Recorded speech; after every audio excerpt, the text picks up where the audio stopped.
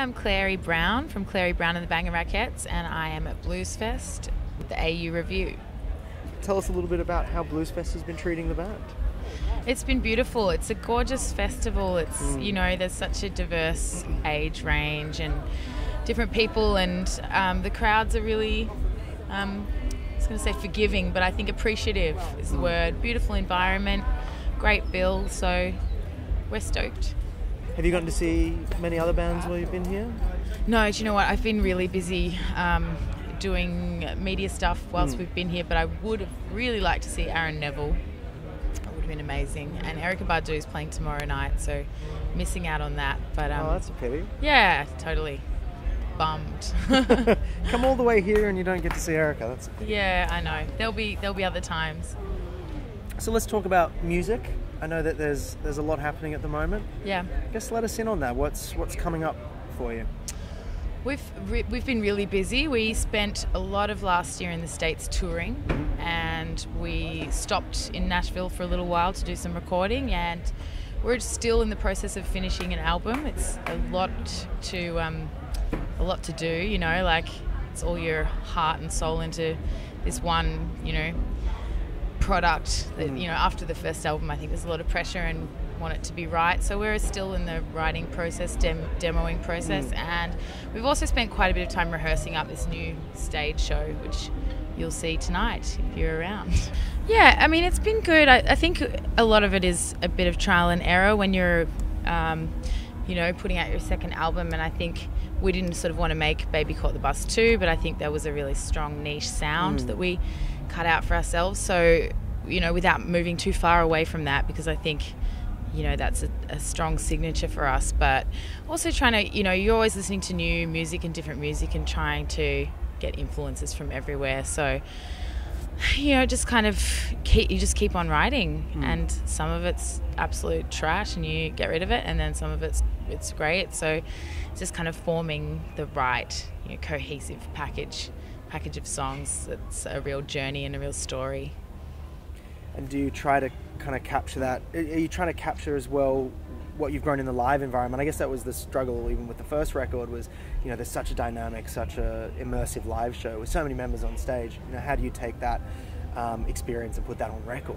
That must be the hard part. Yeah, and marrying those two I think is difficult, but I think it's a really big part of what we do, because the live show is very important to us in the way that we kind of create this participatory experience with an audience and this hysteria, and weave into it a love of the visual, and you know, create something that's a real landscape for people to enjoy. And I guess putting that onto a record is it's a real feat, but it's, you know, if you can kind of try and record live sounds, or just more, not even that, it's just about creating an environment in a recording, which I think we're trying to do. And where do you think you'll end up doing those final recordings? At home, or will you head back overseas?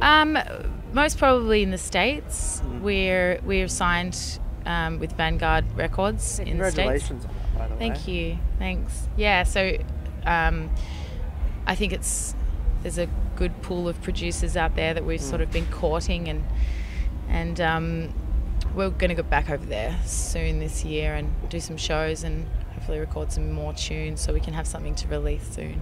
Well, we hope so, but but take your time, get it right. Yeah, I think that's important. I think it is. There's no rush. And yeah. With the writing process, I mean, do you all write together, or do you write and bring things to the band? How does that? It's pretty organic. I mean, it's with every song it's different.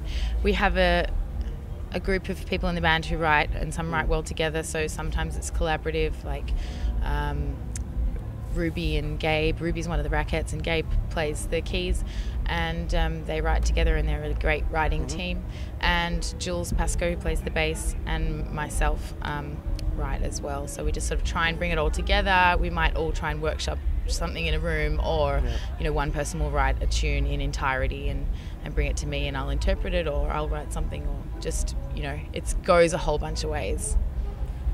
And speaking of going a whole bunch of ways, what's happening next for you? Where are you off to after Bluesfest? Well, we're going back home to more demos. We've got probably about 30 songs at the moment in the pool, and we're just refining them and getting them right, and we'll be heading back to the States in a couple of months, I think. Are you road testing any of the newer tracks at Bluesfest? Yeah, we have been. Yeah, and getting a good response, I think. So that must give you a good indication of, well, I think these are going to work. Yeah. It's hard to know because like a lot of what we do is very visual. So sometimes, it's hard to tell whether people are, they're not kind of into it or they're just kind of gobsmacked by everything that's going on. But I think people are digging it. Well, they should be. It's such fun music. At the end of the day, that's what it's all about. Thanks. So thank you very much for joining us. I hope the rest of your time at Bluesfest goes very well. Cheers. Sorry missing Erica, but same. Next time. You're going to the States, so she might pop up. Yeah, she'll be around. We'll have a cup of tea or something.